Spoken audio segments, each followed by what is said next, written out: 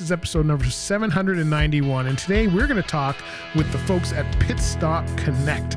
That's right, you've probably never heard of them, but they can help your maintenance costs go way down. So stay tuned and we'll tell you all about it. Telling people through technology when their maintenance is due, is that have I got the overall? Yeah, so if you take a look at, all the different types of maintenance strategies that are around, you have time-based, you have run to failure, you have the big one, which a lot of people and a lot of companies swear by, is preventative maintenance.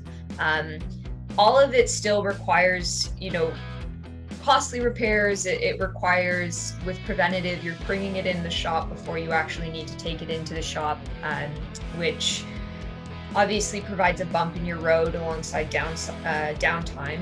And then when you take a look at Pitstop, which just so you know, from a brand and name perspective, with our two lines, Pitstop is like that place, the resting place where a car goes to get fixed, right?